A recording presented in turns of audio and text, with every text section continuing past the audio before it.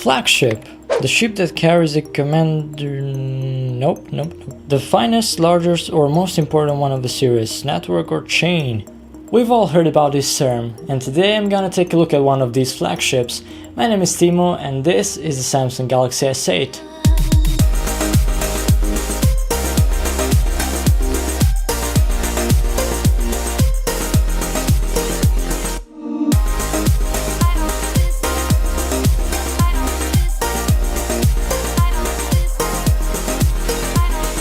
I know, it's not the newest phone, but I wanted to take a look at one of these things for some reasons. First of all, I wanted to get my hands on one of the best smartphones of this year, so that I can set a high bar so that I can see if you're really missing something, if anything, buying a budget smartphone. Second of all, for those of you who have the money and really want a flagship, I think this is the best time to buy the S8, and I'll talk more about the price later on. And lastly, this is the phone I had at hand, so yeah. By the way, this is not a review. I think you've seen many so far and it just doesn't make sense to make a review 6 months after a phone has launched. So I just wanted to take a look at it and touch some points. I'd like to start talking about the design because again, in my opinion, that's one of the most important parts of a phone. And in this case, we're talking about what in my opinion is the most beautiful design ever to be made in a smartphone. This phone is a piece of jewelry. It's so beautifully crafted and put together. It's without a doubt the most beautiful phone I've ever seen and touched. The build quality is amazing. This metal and glass combination has been and still is my favorite since the iPhone 4.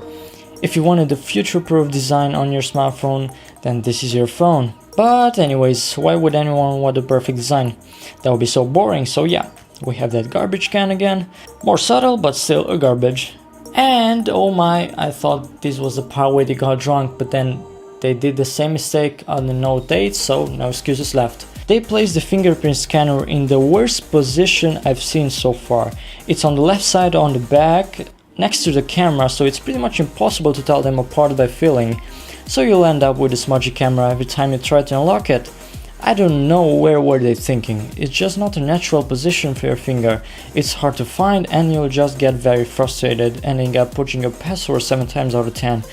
I've tested many fingerprint sensors, but I'm telling you, I've never got this frustrated. But hey, this phone has facial recognition and an iris scanner, right? Yes, you do, but I find them as frustrating as a fingerprint scanner.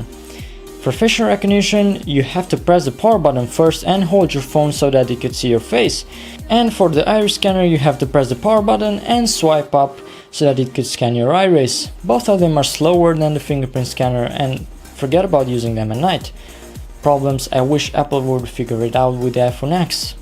Back to some good stuff. The display, again, I have to say, is the best I've seen in a smartphone. This is hands down the best I've seen. It's huge considering the size of the phone and it melts beautifully on the sides of the phone. We have a 5.8 inches 1440p AMOLED display with an 18:9 aspect ratio that delivers an amazing media consumption experience. You'll be amazed just looking at the home screen. Being an AMOLED display, you have true blacks and the colors are amazing, although it does oversaturate so it's not as accurate. But that gives it the wow factor. It just looks better than real life.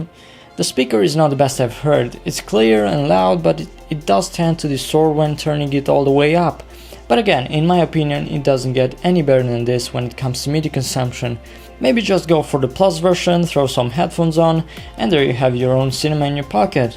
Speaking of cinematography, phones' cameras are getting better and better each year, and this one was considered one of the best phone cameras of this year, and I can see why. This is one of those phones which you can just fire the camera app, take a picture, and it will turn out great. You have a 12 megapixels camera, and you may think that's a low number, but megapixels aren't everything. The image sensor is great, and pairing that with the 26mm f1.7 lens gives you some amazing results. It doesn't have any portrait mode, which I have to say I really miss after testing the Xiaomi A1.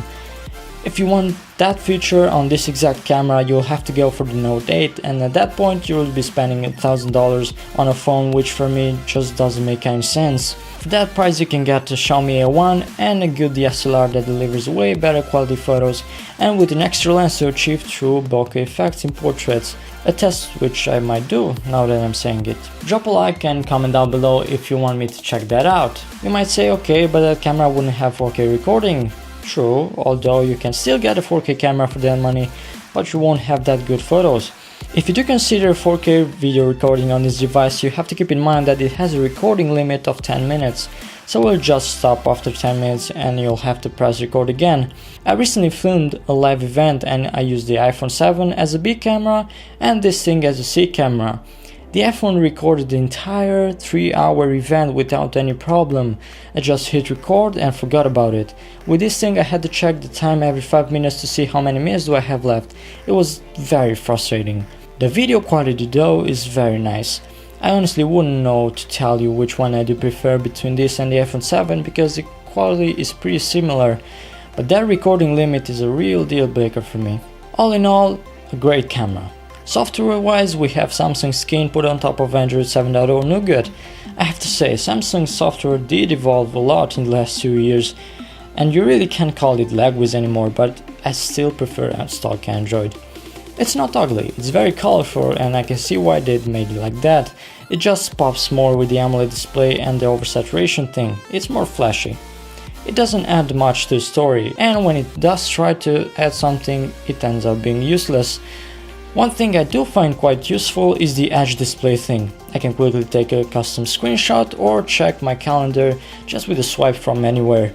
It's customizable, something I wish I could say about the Bixby button. Anyways, performance is great, it doesn't struggle with any apps or games, multitasking and multi-window work really well too. But you would expect that from a flagship. What you wouldn't expect is for a $200 1-year phone to beat it in some cases. I was just playing around with this thing on my phone and for some weird reason Google Assistant is faster on my old Redmi Note 4.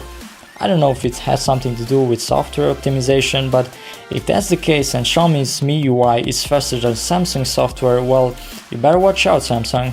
Apart from that, overall performance is great, but I have to say it's only slightly faster than my Redmi Note 4 or the A1 I just reviewed. I don't think there's a big difference here. It might give you a better frame rate in some more demanding games, but in day-to-day use it just doesn't justify the much higher costs. Lastly, I want to talk about the battery. It's not the best and not even close. Sometimes I didn't make it to the end of the day. If you really want this phone but need a bigger battery, go for the S8 Plus. The battery drains pretty quickly on this thing. Out of the box the display comes set to 1080p resolution so that it wouldn't drain so fast. You have to go to the settings and change it in order to take full advantage of the display quality, but obviously that would drain the battery even faster. They try to make it better, giving us quick charging, and I appreciate that it charges really quickly. This is the fastest charging phone I've ever seen, but that doesn't always fix the problem because you're not always near a plug. So that was my experience with the S8, some to love, some to hate. It's the same story as with budget phones. I found the S8 on Amazon for 630 euros and the same amount of dollars on Amazon.com. It came out 6 months ago at about 800 euros here in Spain. So if you really want this phone, I think this is the best time to get it. It would take 6 more months for the S9 to get out, and with the Note 8 at about $1,000, this is the next best thing. For me, it still doesn't justify the price. I wouldn't pay $600 on a phone that it will lose half of its value in half a year. For now, I would still pick an A1 any day and do something else with the rest of the money if I really have that budget. And for those of you like me who have budget phones and look up to those who have flagships, don't feel bad for yourself. You're really not missing that much. Be grateful for what you have because others don't have nearly as much as you do. Anyways guys, I really hope you enjoyed this video and found it useful. If you did, please give a like on this video and maybe hit the subscribe button down below. It will really encourage me and help me make more videos and even better than this. I want to deeply thank my first 19 subscribers for believing in me and supporting me, and all my viewers for the positive response on the first video. A huge thank you guys, you're amazing. If anyone wants to leave some feedback on this video, I'll be down in the comments. And again, thank you guys for watching, and until next time, take care.